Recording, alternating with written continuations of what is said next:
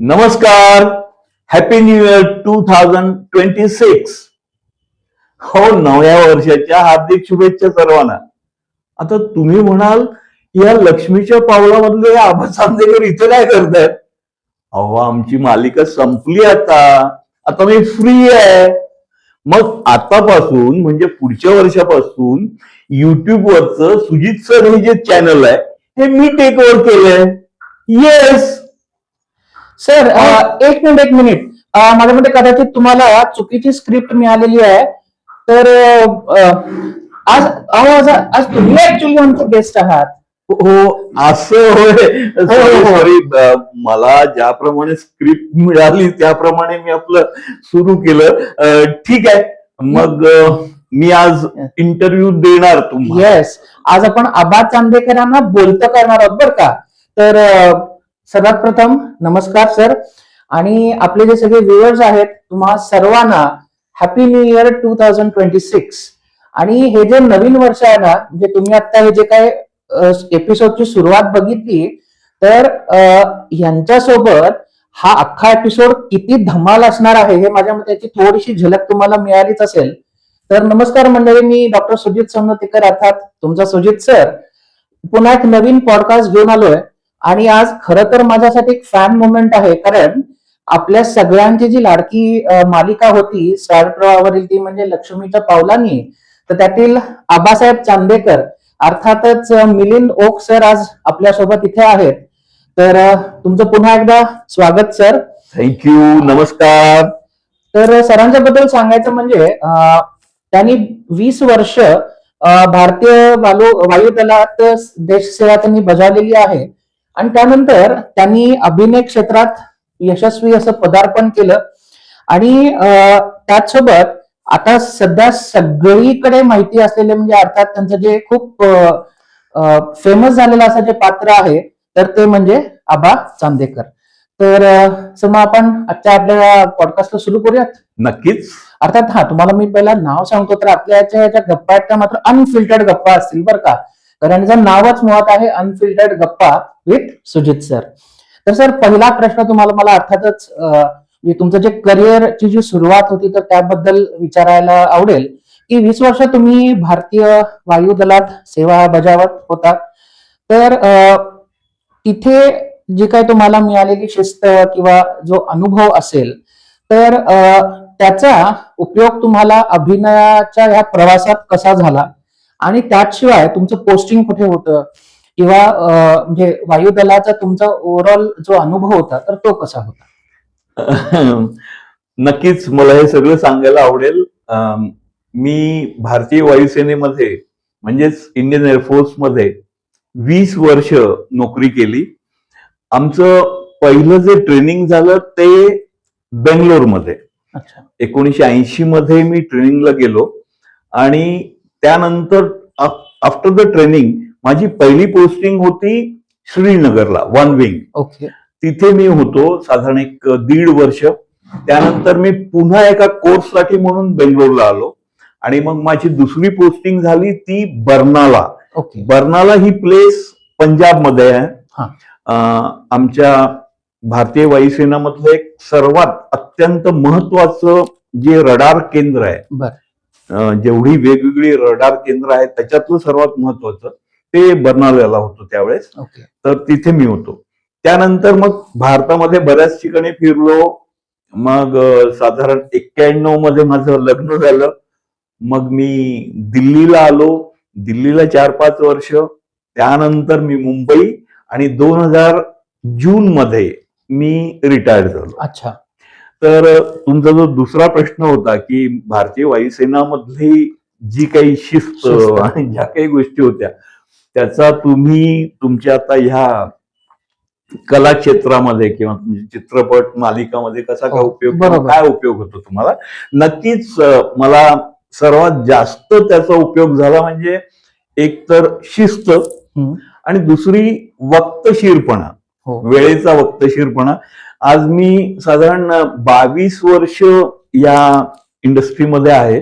पण मला आजपर्यंत कधी आठवत नाही की मी लेट झालोय. म्हणजे ऑब्वियस म्हणजे कॉल टाइम जर सकाळी 6:30चा असेल अच्छा तर मिलिंदो किंवा आबा चांदेकर हे नेहमी 6:10 किंवा 15 तिथे हजर असतात. अच्छा आणि बऱ्याच वेळा असं झालं की पहिला सीन जो आहे तो यांनी ज्याप्रमाणे ठरवलेला की बाबा हा 7 जणांचा सीन आहे, अच्छा पण सगळे अजून तयार नाहीयेत. कारण काय बऱ्याच वेळा ज्या स्त्री पात्र आहेत, हो. स्त्री कलाकार आहेत, यांना तयार व्हायला वेळ वेळ लागतो लागतो. थोडासा बरोबर आणि आमचं कसं आहे की मला वाटतं देवानेच मेकअप वगैरे करून पाठवलंय, त्याच्यामुळे थोडाफार जुजबी मेकअप अच्छा. करतात आणि लगेच जे काही कपडे त्या दिवशीचे घालायचे ते घालून मी सेटवर असतो. बरोबर त्याच्यामुळं डिरेक्टर बऱ्याच वेळा असं म्हणायचं की ठीक है बाकी सब अगर तयार नहीं हुए हाँ तो फिर आबा साहब के क्लोज से हम शुरुआत करते हैं. ओके अच्छा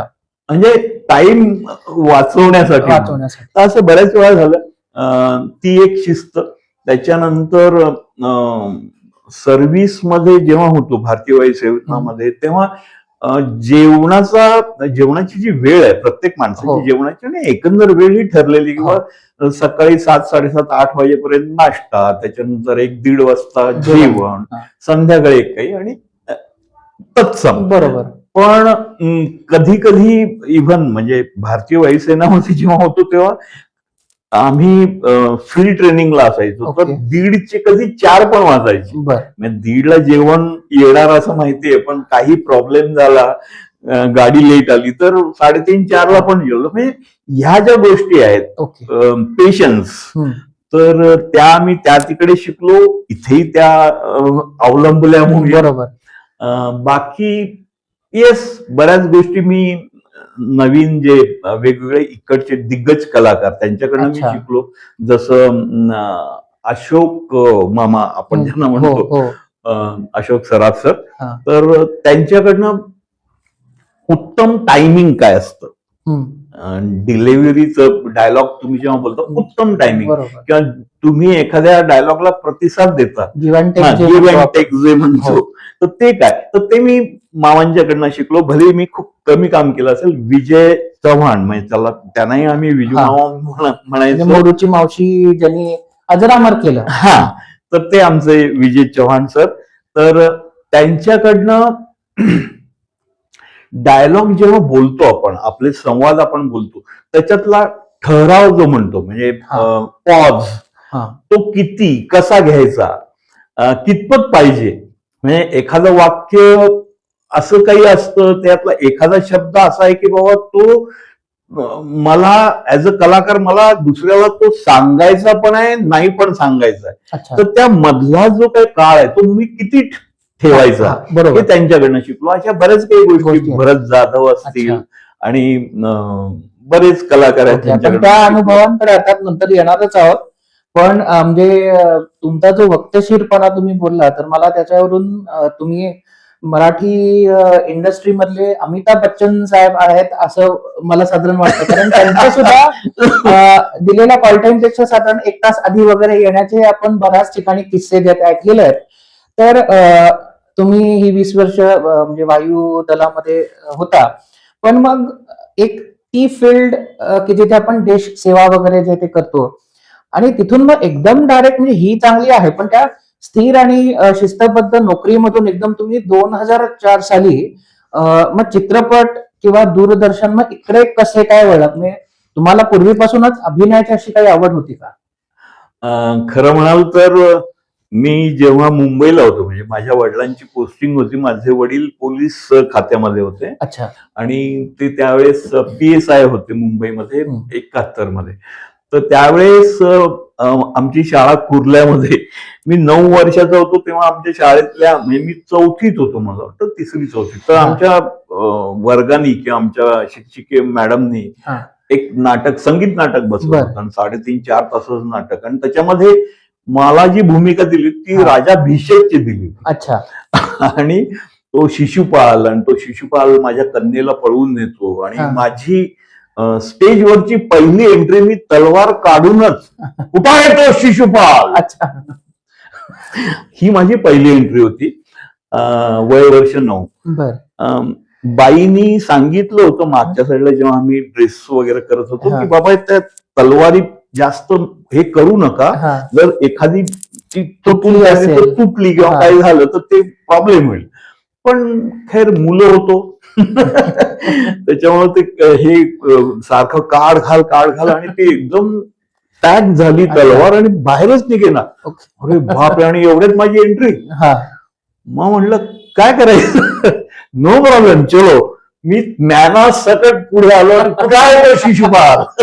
वा, हे खरं टायमिंग आहे असं मला वाटतं. आणि तो जो तुम्ही जे म्हणालात की बाबा नंतर इकडे कसं काय वळला, तर तो टाइम होता की मी म्हणायला कुठे आहे तो शिशुपाल. अच्छा. एकदा बघितलं ज्ञान आहे, तलवार दिसत नाहीये, आणि समोर बघितलं तेव्हा माझे वडील होते ओके. समोर बसलेले. म्हणजे कधी नव्हे न येणारे आमचे बाबा, बरोबर, कारण पोलिसांच्या ड्युट्या, बरोबर. हो. आणि बरोबर त्या तिथं बसलेले आणि त्यांनी अरे वा, लगेच. तर पूर्ण जो काही 3-3.5 तासाचं नाटक होतं, मी त्या ज्ञानासकटच सगळे माझे डायलॉग आणि सगळं वा, केलं. खूप छान. So that was my first experience to be on a stage. On stage. अच्छा. त्याच्यानंतर मग काही छोटे मोठे हे करत होतो, काय नाट्य आणि हे ते काय एकांकिका वगैरे. मग नंतर एअरफोर्स मध्ये गेलो. एअरफोर्स मध्ये पण आम्ही नाटकं काही 2 अंकी बसवली. अच्छा. गणेशोत्सवाच्या ओके. याच्यामध्ये.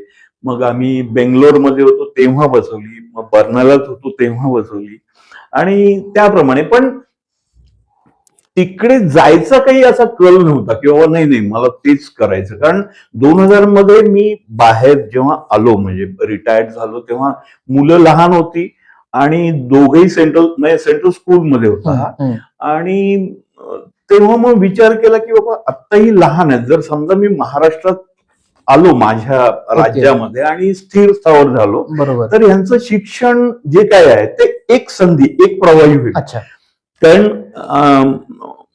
डिफेन्समध्ये किंवा सैन्य दल कोणतंही घ्या, आमच्या वेगवेगळ्या पोस्टिंग असतात. बरोबर. त्याच्यामुळे त्यांचा थोडाफार त्या मुलांच्या शिक्षणावर परिणाम होतो असं मला वाटतं. कारण त्या भागातली भाषा वेगळी असते, काही शिकवण्याची पद्धत वेगळी असते. तर मग तो मी विचार केला आणि 2000 मध्ये मी बाहेर इकडे आलो. पहिल्यांदा जेव्हा मी सिम्बायसिस मध्ये होतो, मी मॅनेजमेंटचा एक कोर्स केला की जो सर्व्हिसेस साठी खास त्यांनी केलेला आहे, 4 महिन्याचा. त्याच्यामध्ये पण सगळे विषय शिकवले जातात. बिझनेस लॉ असेल, ऍडव्हर्टाइजमेंट असेल, marketing, sales, anything of stress management, बऱ्याच काही गोष्टी. आणि ते सगळं करून मी इकडे आलो. मग विचार करत होतो काय करायचं. पण मग तेव्हा मी आजूबाजूला जेव्हा बघितलं, कारण कोल्हापूर माझा जन्म जरी कुरुंदवाडमध्ये असला तरी माझं शिक्षण झालं नाही कोल्हापुरात. कारण माझं पहिल्यांदा शिक्षण झालं कुरुंदवाडला, त्यानंतर मी मुंबई, पुणे आणि बेंगलोर. तुम्ही फिरत फिरतच तुमची सगळी बऱ्याच ठिकाणी स्कूलिंग झालेलं आहे. हा, तर त्याच्यामुळे ते तसं झालं.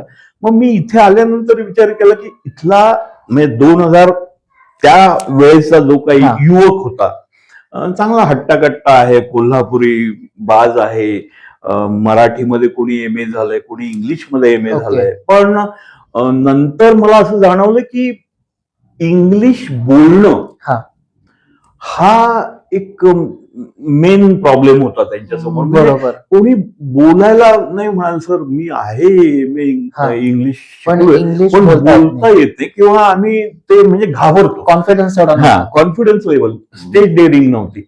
मग मी त्यावेळेस विचार केला की यार कुछ तो करना चाहिए. डिफेन्स आहे तो, कारण मी पण पहिल्यांदा मराठी मीडियम मध्येच होतो, असं नाही की बाबा आम्ही इंग्लिश मीडियम मध्ये. मग का नाही होऊ शकत. मग मी एक 2-2.5 तासाचा एक छोटासा कार्यक्रम वर्कआउट केला मुलांच्यासाठी, आणि मी पर्सनॅलिटी डेव्हलपमेंटची लेक्चर्स द्यायला लागलो. बरीचशी लेक्चर्स दिली शाळांमध्ये, कॉलेजांमध्ये, काही कॉम्प्युटर इन्स्टिट्यूट होत्या त्याच्यामध्ये. फक्त माझं एक हे होतं की बाबा साधारण तो मुलगा जो आहे माझ्या समोर बसेल तो 18-19 वर्षाच्या पुढचा की म्हणतो. म्हणजे they are about the teen age संपलं पाहिजे, आणि 19च्या पुढे म्हणजे 20-21 चालेल असं.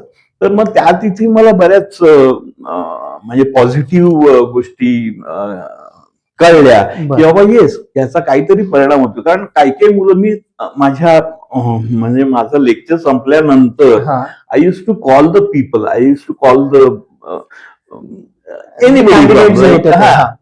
की बाबा ठीक आहे या तुम्ही आणि तुम्ही बोला. हा Then they used to speak very nicely in English. Okay. Then after that they used to tell me, sir, this is the first time I have been on a stage okay आणि and I confidently spoke for at least 2 minutes or 5 minutes or say whatever. खूप छान. So मी त्यावेळेस म्हणायचो की अरे बाबा हे माझं काही नाही, मी फक्त तुला दाखवलं हे तुझं स्किल. बरोबर. सो अशा प्रकारे पण आपण त्याला सर एक म्हणू की मिडास टच कुठेतरी तो प्रत्येकाला लागतो, तर तो Obvious. असावा. ऑब्विस हा. ऑब्विस. तर मग त्याचा मला खूप चांगला रिस्पॉन्स आला. म्हणजे बरीचशी आज मुलं जी माझ्या त्या छोट्या काळात वर्कशॉप मध्ये शिकून जे काही होती, गेली, हा. तर काही कॉग्निजेंट सारख्या मोठ्या मोठ्या कंपनीमध्ये आहेत, IAS ला काही ट्राय करत होते, अच्छा. IPS ला काही ट्राय करत होते. ओके. पण त्याच्यानंतर मग काय झालं की माझं ते फील्ड बंद झालं आणि मी या कलाकारी क्षेत्रात आलो. तुम्ही ओके. आणि त्याच्यामुळं मग थोडासा दुरावा जास्त निर्माण झाला असं वाटतंय. अच्छा. पण समजा आजच्या ह्या पॉडकास्ट मध्ये जर कोणी त्याच्यातले माझे विद्यार्थी किंवा माझे मित्र हे जर Okay. पॉडकास्ट ऐकत असतील तर नक्कीच मिलिंद ओक कभी भी कॉल करणार. Very good, very good. तर तुम्ही साधारण 70 चित्रपटांमधून तुम्ही काम केलं, हिंदी चित्रपट काही केले, मालिका केल्या, जाहिरातीही तुम्ही बऱ्याचशा केल्यात. तर त्यातले एखादं लक्षात राहिलं कुठलं तरी काम की अरे नाही की म्हणजे ठीक आहे अर्थात लक्ष्मीच्या पावलाने तर आहेच, पण त्या व्यतिरिक्त मिलिंद ओक सरांना आम्ही कुठे आणि म्हणजे तुमच्या लक्षात राहिलेलं एखादं काम कुठलं आहे किंवा ह्यातलं माध्यम तुम्हाला नक्की कुठलं जास्त आवडलं? नाही सर, कसं आहे की आता ह्या चित्रपट किंवा एकंदर फिल्म या हा. क्षेत्रामध्ये मी म्हणतो की साधारण एक 4 माध्यम आहेत ओके. वेगवेगळी. पहिलं असेल नाटक, अच्छा. तुम्ही स्टेजवर करता. हो. त्याच्यानंतर तुम्ही चित्रपट, हे एक वेगळं माध्यम आहे. हा. भलेही तिथेही अभिनय आहे, इथेही अभिनय हो आहे. हो तिसरी मालिका आहे आणि चौथी आपण जाहिरात घेऊया. बरोबर. हो. तर ह्या चौघांचं थोडा फरक आहे. हम्म. म्हणजे इट्स लाईक एखादं मूल 4थी पर्यंत एखाद्या शाळेत असतं, ओके. त्याला एक शिक्षक शिकवत असतात. हा. त्याच्यानंतर ते मूल त्या तिकडनं 7वी म्हणजे 4थी ते 7वी पर्यंत ओके. इकडे बरोबर. येतं. हा. बऱ्याचशा गोष्टी बदललेल्या असतात. बदललेले आहेत. कारण इथे 1ली ते 4थी मध्ये वर्ग शिक्षक जो आहे तो सगळे शिकवत एकच असतो. शिक्षक आणि सगळे घेत सगळे असतात. शिकवायचे. इथे तसं नसतं. त्याच्यानंतर जेव्हा तो 8वी ते 10वी मध्ये येतो तेव्हा त्याला कळायला लागतं की बाबा अच्छा, म्हणजे हे जे होतं हे सगळं बेसिक होतं, Basic आता हे होतं. वेगळं आहे. हो, बरोबर. आणि मग नंतर तो 11वी-12वी होऊन तुमच्या इंजिनिअरिंग ग्रॅज्युएशन त्या कोणत्याही वेगवेगळ्या स्ट्रीम मध्ये जातो. तर हे जे आहे म्हणजे आमचं हा. जे चित्रपट आणि हे जे फील्ड आहे ओके. हेही साधारण तसं आहे. बऱ्याच म्हणजे प्रत्येक गोष्टीमध्ये तुम्हाला थोडासा वेगळा अभ्यास करावा लागतो. अच्छा. म्हणजे एकदा असं होत नाही की बाबा मी अभिनय आहे, मला डायलॉग बोलता येतात हा. म्हणजे मी कुठेही काही करू शकतो. मी नाटक पण करेन, मग मी चित्रपट पण करेन, हा. असं नाही होत. कारण काय उदाहरण देतो, जेव्हा तुम्ही नाटक करत असता हम्म. तेव्हा तुम्ही साधारण 20 दिवस 25 दिवस तालीम करीत असता. बरोबर. आणि तुमचे जे डायलॉग आहेत, तुमचे संवाद आहेत, तुम्ही हा. बोलत असता, बाजूला जो काही पात्र आहे त्याचं तुम्ही ऐकत असता. हो. मग त्या तिथे तुम्हाला वेगळं फिरायचं असतं, पण तिथे ऍक्सेस फक्त एक्स आणि वायच असतो. ओके. त्रिमिती हा जो आहे या इकडे प्रेक्षक आहेत. बरोबर. पण जेव्हा तुम्ही फिल्म मध्ये येता तर फिल्म मध्ये कसं आहे की लाईट बऱ्याच वेळा वरती आणि साईडला वगैरे अशा असतात. ओके. नाटकामध्ये कसं लाईट फक्त वरून हा. समोरून समोरून येतात. इकडे येणारे असतात. हम्म. तर ह्या बऱ्याचशा गोष्टी मला शिकायला मिळाल्या किंवा शिकायला लागल्या. ओके. आणि नाटकामध्ये तुम्हाला तुमचा आवाज मोठ्याने बोलावा लागतो, शेवटपर्यंत ऐकू जावं म्हणून. पण सिरियल मध्ये तसं नाहीये. जेव्हा सिरियल मध्ये तसा काही प्रसंग असेल म्हणजे रागवण्याचा काही असेल तरच तुम्ही तेवढं करता. ओके. आणि ऍड जर असेल तर ऍड मध्ये हार्डली 1 किंवा 2 वाक्य तुमच्या नशिबी येतात. बरोबर. कारण मला सर्वात ऍड म्हणजे जर करायला आवडेल हा. तर एक मध्ये 5-6 वर्षापूर्वी एक स्प्रे जी फॉग आहे, हो हो फॉग हो हे डिओड्रंट, तर त्याची एक ऍड मला खूप आवडली. तो असा बाजारातनं एक माणूस येतोय आणि मुलं खेळतायत आणि तो घरी येतो आणि म्हणतो क्या हो रहा है, हा. अरे फॉग फॉग हो रहा है, बस एवढंच. पण ती ऍड एवढी चालली खूप छान होती ती. मला. म्हणजे तुम्हाला त्या हार्डली 30 सेकंदामध्ये तो प्रोडक्ट विकायचा असतो, तो तुम्हाला कस्टमर पर्यंत अपील कसा होईल हे बघायचा असतो आणि तो कस्टमर तुम्हाला तिथे रिटेन्शन आणि सॅटिस्फॅक्शन ऑब्विस त्या प्रोडक्ट पर्यंत तुम्हाला खेचून आणायचं असतं. Obvious obvious. तर त्या म्हणजे तो भाग वेगळा आहे, म्हणजे ऍड मध्ये तो भाग येतो. बरोबर. सिरियल मध्ये एखादा जो कॉन्टेंट आहे तो तुम्ही कितीही वाढवू शकता. हो. त्याच्यामुळे बऱ्याच वेळा काय होतं की सिरियलचे जे भाग आहेत ते 500 झाले, 1000 झाले, 2000 झाले, मग प्रेक्षक म्हणतात बंद बंद करा. करा. पण तरी पण काय होतं की जे चॅनल असतं त्याला टीआरपी मिळत असतो. हो. त्याच्यामुळे तो म्हणतो नाही आत्ता बंद करायला नको, आता आपण हा ट्रॅक वेगळा अच्छा. सुरू करूया. तर ह्या सगळ्या अशा गोष्टी गमती जमती असतात. हा प्रश्न काय विचारला हो, होता? नाटक आणि यातलं मी तुम्हाला माध्यम कुठलं, कारण मला जे काही ऐकले की आपण बऱ्याचदा चर्चा करतो की नाटकामध्ये आपल्याला टेक नसतात, तर मग तिथे तुम्हाला you have to be aware, तुम्हाला तुमचे डायलॉग चोख पाठच पाहिजे. तर हो, हो. तसं तुम्हाला म्हणजे कधी काही असं हे झाले का?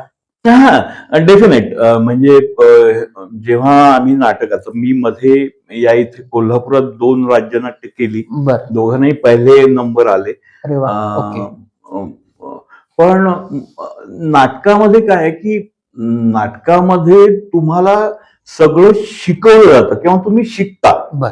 पण मग त्याचा अवलंब कुठेतरी तुम्हाला करावा लागतो. म्हणजे नाटक, कारण आजच्या घडीला नाटक तुम्हाला उपजीविकेचं साधन म्हणून त्याच्याकडे बघू शकत नाही. अगदी तुरळक काही अशी नाटक किंवा नाटककार असतील किंवा जी नाटकं चालत असतील किंवा ज्याला चांगल्या प्रकारे व्यावसायिकरित्या ते चालवलं जातंय, तर नाटक हे प्रत्येकाने करावं असं मला वाटतं. प्रत्येक कलाकाराला जरुरी आहे ते नाटक आहे. त्याच्यामध्ये तुम्ही बेसिक जे आहेत ते तुम्ही सगळं शिकू शकता नाटकामध्ये. काय आहे की कशा स्टेप्स घ्यायचे, तुम्हाला कसा वावर करायचा, तुमचा कोणता लाईट आहे, काय घ्यायचंय, कोणतं म्युझिक कशा प्रकारे, या सगळ्या गोष्टी त्या दिवशी तुम्हाला शिकवल्या जातात. ओके. आणि आत्ताच्या घडीला म्हणजे आत्ताच्या ह्या घडीला मला तर असं वाटतं की मालिका जी आहे, मालिकामध्ये जर तुम्हाला एखादा चांगला रोल किंवा मोठा, म्हणजे महिन्यामध्ये समजा तुमचे 20-20 दिवस जर शूटिंग होऊ शकते चित्रीकरण असे काही असेल, तर मला तो पर्याय जास्त आवडतो, म्हणजे मालिका. आणि त्याच्याच बरोबर आता जे आलेलं वेब सिरीज. हा बरोबर. बरं सर, तुम्ही आता नाटकांबद्दल सांगितलं, मालिकांबद्दल सांगितलं, तर तुम्ही अनेक अर्थात दिग्गज कलाकारांच्या सोबत काम केलेलं आहे. तर तुम्ही अर्थात मगाशी 1-2 काही उल्लेख पण केले, पण असं काही ते झाले का की अरे म्हणजे हा माझ्यापेक्षा वयानं लहान आहे कलाकार, पण मी याच्याकडनं हे शिकलो, किंवा ही प्रेझेंट किती स्वतःला खूप छान करते, किंवा तुम्ही त्यांच्याकडनं असं काही शिकला का, किंवा असं तुम्हाला कधी कॉम्प्लिमेंट आले का की नाही सर हे तुमच्यासारखं आम्ही आता हे करू, हे आम्हाला तुमचं खूप आवडलं, तर असे काही? नक्कीच. मी भरत जाधव सरांच्या बरोबर काम करत होतो एका चित्रपटामध्ये. त्यामध्ये असं होतं की एक कार आहे, कारमध्ये ड्रायव्हर आहे, भरत सर आहेत आणि मी, आम्ही एवढेच आहोत आणि कॅमेरा लागलाय आणि गाडी चालते आणि मग त्या चालू गाडीमध्ये आमचे काही संवाद आहेत. भरत जाधव बोलतायत, मग मी काय बोलतोय आणि एका ठराविक ठिकाणी येऊन ती गाडी थांबते. आणि असे ते आम्ही 3 वेळा तो सीन केला. पण मला खरंच म्हणजे भरत जाधवचं आश्चर्य वाटलं, अभिमान वाटला की ज्या ठिकाणी गाडी येऊन थांबायची तिथं त्याचा बरोबर डायलॉग संपायचा. बरोबर. तर हे मी शिकलो त्याच्याकडनं की बाबा कसा पॉज, काय कसं काय घ्यायचं हे ते त्याप्रमाणे. दुसरी गोष्ट अजून एका कलाकाराकडनं शिकलो की एखादी इमोशन्स तुम्हाला क्रिएट करायचे असेल किंवा काही अशी इमोशनल वाक्य आहेत की जिथे थोडासा अश्रू येण्याचे चान्सेस आहेत किंवा अशा प्रकारे, तर त्याच्याकडे मी बघत होतो. तर तो एका ठराविक पॉइंटला आपली दृष्टी लावायचा आणि मग ते डायलॉग बोलायचा. बर. डायलॉग त्याचे चालू आहेत पण एका ठराविक पॉइंटला.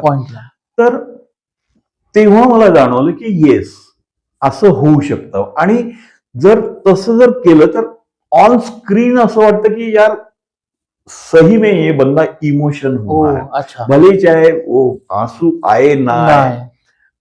हा एक होता, कारण आजकाल बरेच जण ते ग्लीस वगैरे हो वापरतात बरोबर. किंवा हे वापरतात. पण माहिती नाही कुदरत की देन हो या कुछ, पण मी आजपर्यंत ते ग्लिसरीन वगैरे Glycerin वापरलं वगैरे नाही. नाही तर कधी वापरलं. माझ्या आता मी ज्या या लक्ष्मीच्या हा. पावलांमध्ये ज्या काय आमच्या बाकी बायका होत्या माझ्या बरोबर, सगळ्या स्त्री बरोबर. कलाकार, तर ह्या नेहमी म्हणायच्या, आबा तुम्ही ते डोळ्यातनं पाणी बरोबर कसं काढता. तर तो थोडासा कुदरत की देण देण होगी, हे. पण त्याच्या मागे बॅक ऑफ द माइंड काहीतरी असेल, म्हणजे असेल. काही काय म्हणतो आपण त्याला बरोबर. असतील, पण ते मला म्हणजे शब्दामध्ये ते मांडता येत नाही.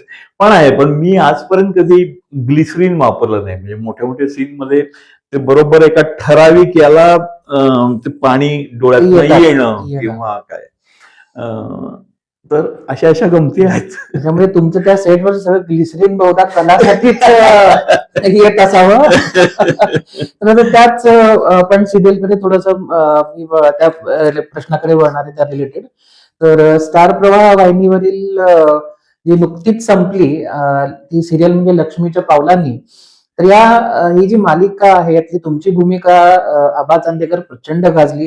म्हणजे अर्थात आम्हाला सर्वांना अद्वैत कला हे तर आवडायचे, आणि त्यात गंमत म्हणजे आमचा इचलकरंजीचा ध्रुव दातार म्हणून सुरुवातीला त्याच्यामध्ये तो राहुलचं कॅरेक्टर तो प्ले करत होता.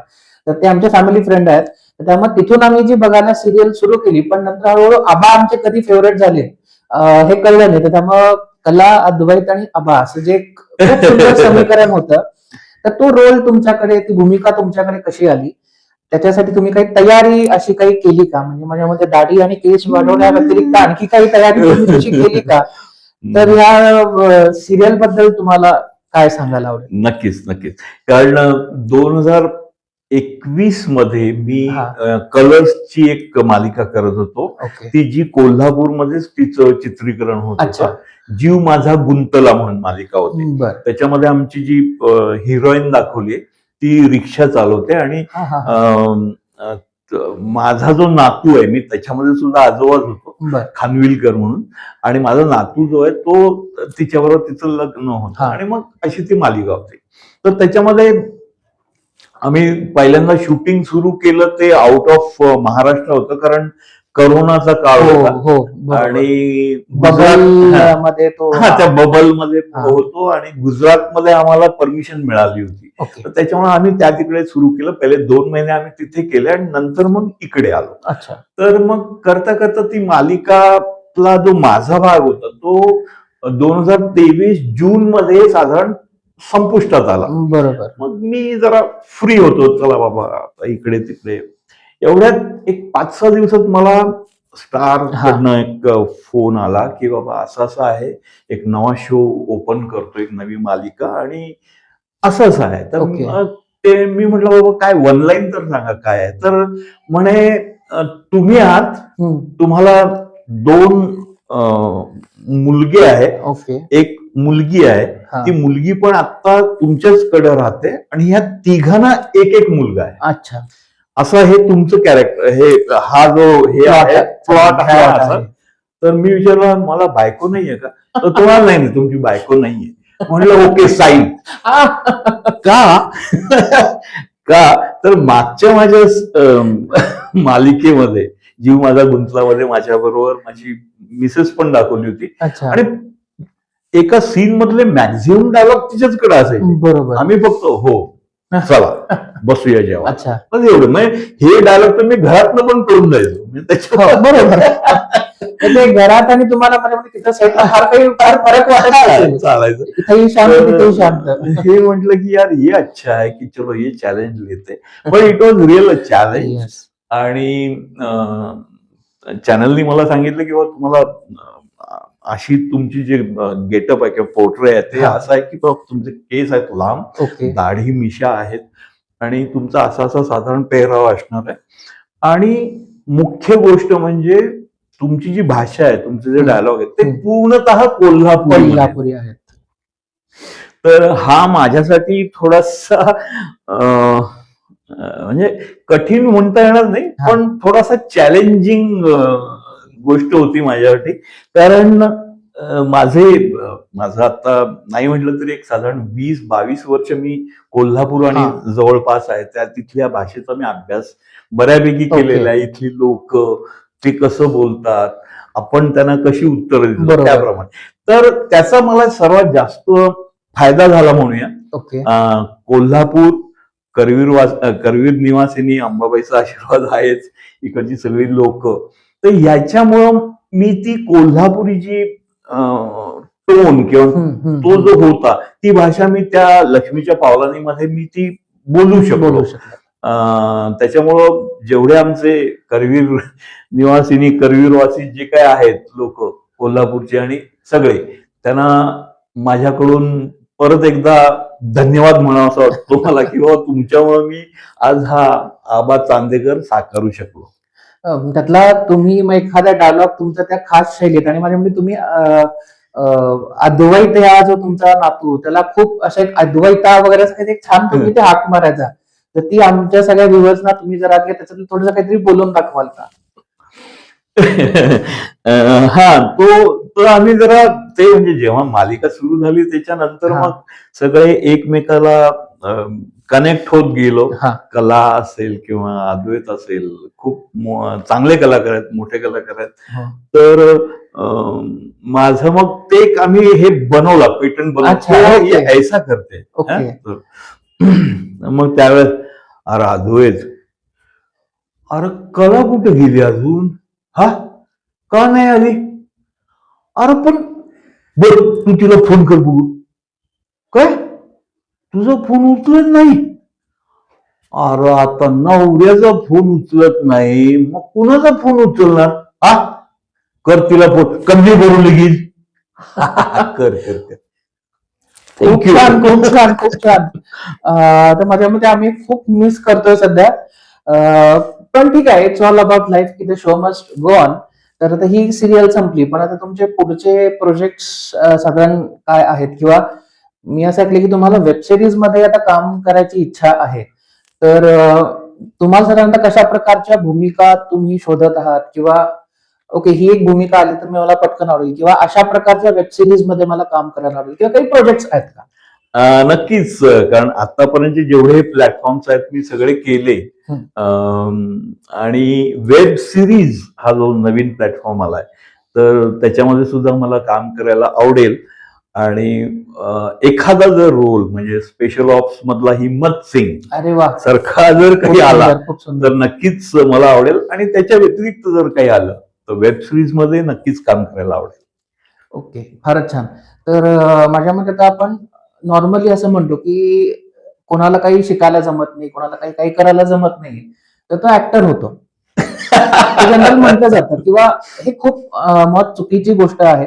कारण तुम्ही जितकं काम करता तितकं माझ्या मते आम्ही बऱ्याचदा जॉब मध्ये जे आहोत किंवा याच्यात आम्ही तेवढं करत नाही, किंवा तुमचे जे काही सारखे चॅलेंजेस आहेत, म्हणजे रिशूट असेल वगैरे. कारण मी एक छोटीशी शॉर्ट फिल्म केली होती, आणि त्याला तुम्ही मगाशी म्हटलं तसं मी इथे अनुभवलंय, की एकदा इकडून कॅमेरा असतो, परत तेच 10 डायलॉग, पुन्हा एकदा इकडून कॅमेरा येतो, मग पुन्हा तेच डायलॉग.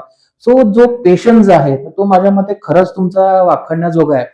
तर आता इथं आपल्या नवीन म्हणजे जी कोणी पिढी आहे, किंवा जे आपले कदाचित व्ह्युअर्स असतील, की ज्यांना अभिनय क्षेत्र म्हणा किंवा नाटक म्हणा, तर याच्यामध्ये समजा काही करिअर म्हणून असं करायचं असेल, तर त्यांना एक साधारण टिप्स तुम्हाला काय द्यायला आवडतील? अरे वा, नाही खैर, टिप्स देण्या एवढा मी नक्कीच मोठा नाहीये, पण तरी पण आता जो काही छोटा मोठा अनुभव आहे त्याच्यावरनं सांगतो, की जर तुमच्यापैकी कोणाला अभिनय क्षेत्रामध्ये यायचं असेल तर पहिल्यांदा तुम्ही जर शाळा किंवा कॉलेजमध्ये असाल तर तिथल्या एका ग्रुपमध्ये, संस्थेमध्ये जॉईन व्हा. एखादी एकांकिका किंवा दीर्घांक असं काही असेल ते करा. एखादं 2 अंकी नाटक असेल ते करा. आणि त्याच्यानंतर मग तुम्ही मालिका म्हणा किंवा तुम्हाला चित्रपट मिळाला, वेब सिरीज मिळाली, मग त्याच्यामध्ये जावं. कारण सेम मगाशी जे म्हटलं की जो स्टेज आहे, नाटक आहे, हे बेसिक आहे कलेचं. तुम्हाला शिकणं फक्त तिथंच शिकवलं जातं. कारण मालिका वगैरे मध्ये तुम्ही शिकवलं जात नाही तुम्हाला. हम्म. एखाद 2 वेळा तुमचं नाही आलं तर तुम्हाला परत करा असं म्हणू शकतात, पण ते शिकवणं होत नाही त्या तिथं. बरोबर. म्हणून मला असं वाटतं की नवीन पिढीने आणि दुसरी गोष्ट म्हणजे तुमचं वाचन त्याच्यावर भर द्या. वाचन मी हे फक्त म्हणत नाही की बाबा ओनली यू मराठीच फक्त वाचा, त्याच्या व्यतिरिक्त हिंदी, इंग्लिश ज्या काही बाकीच्या भाषा असतील. कारण मी इंडियन एअरफोर्स मधले होतो, त्याच्यामुळं मला बऱ्याचशा भाषांचा जो टोन आहे तो Okay. येतो. म्हणजे मी बंगाली बोलू शकतो, थोडीफार पंजाबी बोलू शकतो, अच्छा. हरियाणवी बोलू Okay. शकतो. कन्नडा तर माझं खरं आजोळ आहे कर्नाटकात, ते बोलू शकतो. म्हणजे 4-5 भाषा मला कळतात म्हणजे थोड्याफार तुम्हाला आणि बोलू शकतो. कॅरेक्टर तो बेरिंग जे म्हणतो तो ते कदाचित त्यामुळे तुम्हाला ते येऊ शकतं. करणं सोपं झालं थोडस. बरोबर. कारण सारा आकाश म्हणून एक सिरियल होती, स्टार प्लस वर यायची. अच्छा. तर त्याच्यामध्ये मी एक बंगाली ऑप्शनर केला होता. Okay. जो ऑप्शन हा, हा. बोली लावणारा लावतो, जो म्हणतो बरोबर. आपण तो केला होता आणि मजा आली त्यावेळेस. ओके. ओके. तर माझ्या मते तुमचे प्रश्न इथे मी आटोपतो घेतो, कारण आज तुमच्यासाठी आणि मग तुम्हा सर्वांसाठी एक छोटस सरप्राईज आहे. कारण 2026चा पहिला एपिसोड पर धमाकेदार सुरुवात तर झालेली आहे आणि त्यामुळं जो शेवट असणार आहे तोही तितकाच अमेझिंग असणार आहे असं मला वाटतं. तर आपण वळूया त्या नवीन आपल्या पुढच्या सेगमेंटकडे. तर आजचं हे सरप्राईज हे तुमच्यासाठी होतं आणि आता तुम्हा व्ह्युअरसाठी, कारण 2026 हा जो पहिला एपिसोड आहे आणि ह्या माझ्या पॉडकास्ट मध्ये पहिल्यांदा मी 3 पिढ्यांना एकत्र इथे आणणार आहे. तर मिलिंद सर तर झालेच, पण हा आहे त्यांचा मुलगा आणि दुसरी ओळख म्हणजे माझा अगदी खास विद्यार्थी प्रथमेश ओक. तर नमस्कार प्रथमेश. बरं, तू आता सध्या काय करतोस? कारण मेकॅनिकल इंजिनियर तू आहेस, 2014ला तू पासआउट झालास हे आम्हाला म्हणजे माहिती आहे, पण त्यानंतर करिअर मध्ये तू काय काय केलंस किंवा ते मला माहिती आहे, पण साधारण आपल्या व्ह्युअर्सना तू काही सांगू शकशील का? सो मी प्रथमेश ओक, आबा चांदेकर जे तुमच्या आवडीचे आहेत, आता मिलिंद ओक यांचा चिरंजीव. सो जसं सरांनी सांगितलं तसं 2014ला मी डीकेटी होऊन बॅचलर ऑफ मेकॅनिकल इंजिनिअरिंग ही पदवी घेतली. सरांची आणि माझी ओळख म्हणजे sir was my teacher for 3rd and last year. मला अजूनही सब्जेक्ट आठवतात, टोटल क्वालिटी मॅनेजमेंट. येस. आणि एक एमक्यूसी म्हणून होता. बरोबर. So we had really fun during those lectures. आणि खरं सांगायचं तर आफ्टर इंजिनिअरिंग बरेचसे मेकॅनिकलचे माझे मित्र अनेक जण जे आजही कॉन्टॅक्ट मध्ये आहेत. संग्राम वेटे असेल, सुशांत शिरगावे असेल, जो आता इंग्लंडला गेला, चित्ररंजन असेल, सतेज पाटील असतील, आम्ही आजही कॉन्टॅक्ट मध्ये आहोत. पण ते सगळे इंडस्ट्रीकडे गेले. ओके. आणि त्यावेळी मी थोडस टीचिंग, माझी आई माध्यमिक शिक्षिका आहे, गेले 20-25 वर्ष इथंच कोल्हापुरात. तर थोडस टीचिंगची मला आवड होती. आणि सेकंड थिंग, सर खरं सांगायचं तर मी एक दिवस ना तुमचं का एक दुसऱ्या प्रोफेसर जे होते त्यांचं मी टाइम टेबल बघितलं होतं इंडिव्हिज्युअल. आणि त्यामध्ये मला असं जाणवलं की येस, की हे जे काही आहे आपण हे मॅपिंग करून टीचिंग करून साइड बाय साइड एमटेकही करू शकतो. ओके. सो मी त्याच क्षणी एक पॉलिटेक्निक होतं डी.वाय. पाटील कोल्हापुरातच, मी ऍज अ टीचर तिकडे लगेच जॉईन झालो without any search of any industry. Okay. आणि 6 वर्ष तिकडे मेकॅनिकल इंजिनिअरिंग मध्ये मी टीचिंग केलं. आधी डिप्लोमाला होतो, साइड बाय साइड एमटेक केलं, डिग्रीला पण टीचिंग केलं. आफ्टर दॅट थोडस मला टीचिंग मध्ये जेव्हा सॅच्युरेशन जाणवलं, पर्टिक्युलर मला प्रत्येकाचा बरोबर बरोबर, त्यावेळी मी आयटी मध्ये शिफ्ट मारलं. सो आता करंटली मी 3 वर्ष मॅस्टेक मध्ये होतो ऍज अ ओरॅकल कन्सल्टंट. आणि आता मी इन्फोसिस, जी अग्रगण्य पुण्यातली कंपनी आहे, बरोबर, त्याच्यामध्ये सिनियर ओरॅकल कन्सल्टंट म्हणून काम करतो. अरे वा, खूप छान. म्हणजे साधारण तुला मग आता तसं थोडंसं शिफ्ट आहे, पण मग सिनियर ओरॅकल कन्सल्टंट म्हणजे नक्की तू काय करतोस? आपल्या व्ह्युअर्सना थोडंसं काही सांगू शकशील का? सिंपल ह्याच्यात सांगायचं झालं तर आमचं जे ओरॅकल मध्ये बरेच सॉफ्टवेअर्स आहेत, पण आमचं जे सॉफ्टवेअर आहे ते डील करतं ह्युमन रिसोर्स बरोबर, म्हणजे वर्कफोर्स मॅनेजमेंट बरोबर. अच्छा, आलं लक्षात. प्रत्येक कंपनीतील व्यक्तीला लिव्ह घ्यायची आहे, त्याचा पेमेंट होणार आहे, त्याचा पेरोल होणार आहे, त्याचं प्रमोशन होणार आहे. ओके. या सगळ्या गोष्टींना एक डिसिप्लिन सॉफ्टवेअरद्वारे करणं, अच्छा, म्हणजे आमचं काम आहे थोडक्यात. तो कन्सल्टंट. म्हणजे थोडक्यात काय की आपण सगळेच तिघही जे आहे ते माणसांशी कुठे ना कुठेतरी निगडीत आहोत. त्यांना त्यांना एंटरटेन करणं असेल किंवा त्यांच्यासाठी काहीतरी चांगलं करणं असेल, तर माझ्या मते कुठंतरी एक तो दुवा आपल्याला जोडतोय. तर हे तुझं तर प्रोफेशनल लाईफ झालं. तर आता फॅमिली बद्दल थोडंसं झालं तर तुला म्हणजे तुझं आता बाबांचं इतकं कौतुक होत असतं किंवा काय, तर तुझ्यासाठी बाबा म्हणजे, कारण नॉर्मली पण बघतो की स्टार किड्स वगैरे, तर तसं काय आम्हाला नेपो किड बघायला मिळणार आहे का, हा पहिला प्रश्न. आणि दुसरं म्हणजे तुझ्यासाठी बाबा म्हणजे कसे आहेत की म्हणजे तू त्यांच्याबद्दल थोडस तुला काही सांगू शकतो का? एक कुमार संगकारा म्हणून एक क्रिकेटर आहे. हो. तर त्याला एक दिवस विचारलं होतं की हु इज युअर इन्स्पिरेशन. हा, तर माझं पण साधारण तसंच आहे. मला इन्स्पिरेशनसाठी घराच्या बाहेर बघायची गरज नाही. गरज नाही. घरातच आई आणि वडील दोन ग्रेट माणसं आहेत माझे.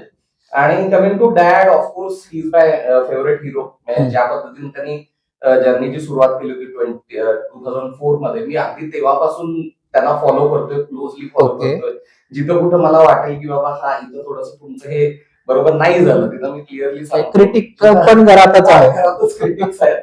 आणि नथिंग, म्हणजे शिकण्याच्या बऱ्याच गोष्टी आहेत त्यांच्याकडून. डिसिप्लिन हा तर फर्स्ट इम्प्रेशन आहे. आणि सेकंडली थोडस मला बरेच माझे मित्र म्हणतात की तू बोलतोस खूप छान. ओके. माझे मित्र म्हणतात. सो मला असं वाटतं की त्यांच्याकडून थोडंफार आला असावं असं मला वाटतं. Yes. नक्कीच. तर माझ्या मते आता 2 पिढ्या झाल्या आणि आता तुम्हाला सगळ्यांनाच उत्सुकता लागली असेल की आता तिसरी पिढी म्हणजे कोण, तर छोटूसा मल्हार आता आपल्याला भेटायला येणार आहे. तर चला, हॅलो करा. हॅलो. तर हा आहे आपला छोटू मल्हार. अरे थांब, आपण तुझं नाव काय आहे?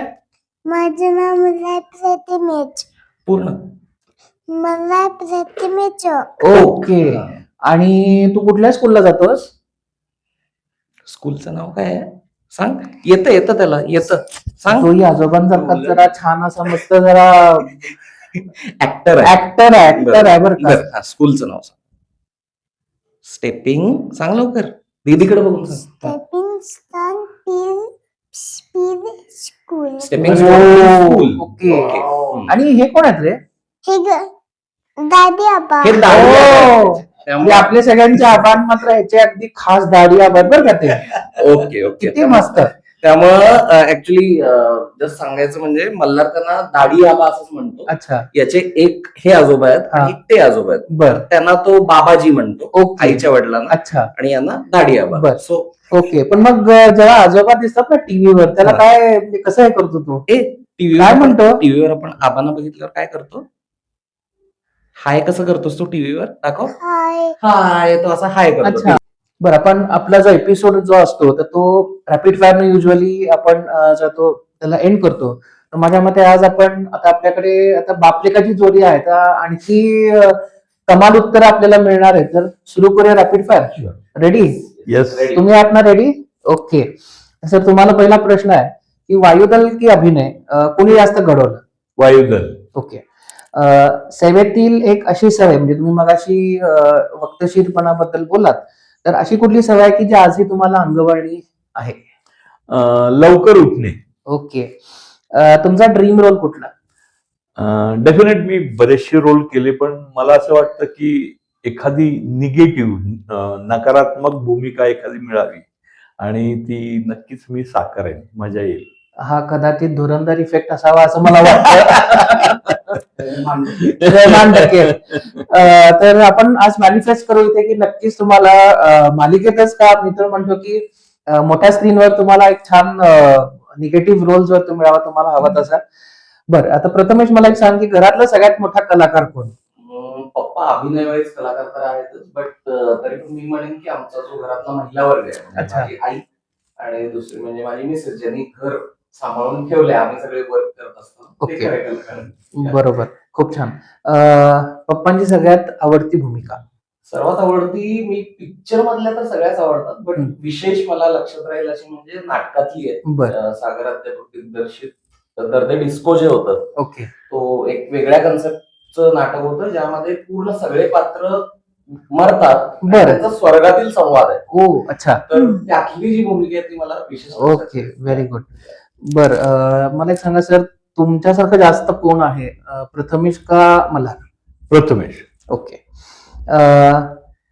तर वडील कलाकार असणं हे फायदेशीर आहे का धोकादायक आहे? निश्चित फायदेशीर आहे. खरं सांगायचं, जेव्हा केव्हा मी आपला आता व्हॉट्सअप हो. केलं, आपण लाईक करू शकतो status. बरोबर.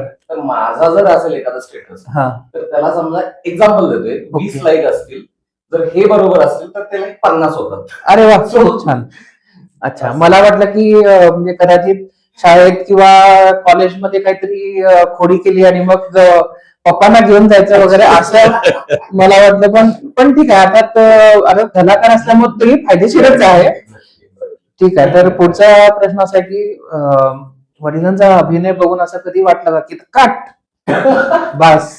खरं तर नाही, बट काही सुरुवातीच्या भूमिका आहेत त्यावेळी मी त्यांना क्रिटिक्स वाईज बोललेलो आहे, पण आता आठवत नाही मला. अच्छा, पण अगदी सुरुवाती ऑफकोर्स तेव्हा तो त्यांचा पण घडण्याचा काळ होता. बरोबर. त्यातूनच ते शिकत गेले. तेही बेबी स्टेप्स मध्ये मग ते घेत होते. Yes. बरं, तुम्ही म्हटलं की वेब सिरीज मध्ये काम करणं हे तुमचं एक काय म्हणतात त्याला, स्वप्न आहे. तर समजा तुम्ही प्रथमेश आणि मल्हारने एक एकत्र वेब सिरीज केली, तर त्याला नाव काय असेल? त्रिदेव. अरे वा. बर, म्हणजे मग आपण शेवटच्या प्रश्नाकडे थोडस वळू की आजचे जे मिलियन लोक आहेत ते तरुण मिलियन लोकांना काय एक सल्ला देतील की असं कर, असं नको करू? नक्कीच आजचे जे मिलिंद लोक आहेत, ते तरुण मिलिंद लोक जेवढे आहेत आता, त्यांना सल्ला हाच देतील की ठीक आहे, आपलं वाचन सुधारा, लवकर उठण्याचा प्रयत्न करा, वक्तशीर राहा, थोडाफार व्यायाम करा आणि घरच्यांना थोडा आपला वेळ द्या. की जो आत्ता बऱ्याच गोष्टींमध्ये असं आपल्याला दिसतं आणि जाणवतं की तसं होऊ शकत नाही. पण मला असं वाटतं की आत्ता ह्या घडीला मला असं वाटतं की मिलिंद लोकांनी थोडासा घरी पण वेळ द्यावा आणि आनंदात जगा, आनंद साजरा करा, दुसऱ्याला आनंद देण्याचा प्रयत्न करा. कारण आज जी गोष्ट हळूहळू कमी होत चालली आहे जीवनामध्ये, एकंदर जगामध्ये, बस आणि मजेत करा, मजेत जगा. ओके, खूप छान. आणि तुम्हा तिघांशी बोलून खूप छान वाटलं आणि माझ्या मते this is the perfect beginning for the year 2026. तर तुम्हाला सर्वांना पुन्हा एकदा धन्यवाद.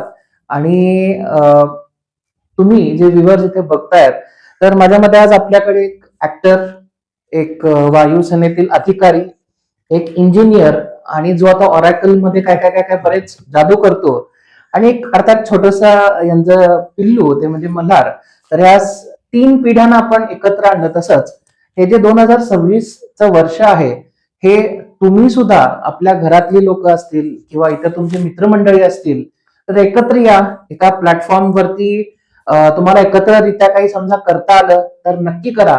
पण हे सगळं जेव्हा तुम्ही तुमच्या मित्रांसोबत, तुमच्या घरच्यांसोबत एकत्र वेळ घालवताय, त्यावेळेला युट्यूब ओपन करून सुजित सर हे चॅनल मात्र नक्की बघा आणि आम्हाला सबस्क्राईब करा. त्याचसोबत हा आजचा मिलिंद सरांसोबतचा आणि प्रथमेश सोबतचा एपिसोड तुम्हाला कसा वाटला, मल्हारचे जे थोडाच का होईल आपण एक जो गेस्ट अपीअरन्स म्हणतो, तर तो कसा वाटला, तर ते आम्हाला नक्की खाली कमेंट जे ते करून कळवा. आणि तुम्हाला आणखी कोणाचे पॉडकास्ट बघायला आवडतील तर तेही नक्की आम्हाला सांगा. पण तोपर्यंत आपण सगळे काय म्हणू, तर happy new year. Happy new year. धन्यवाद.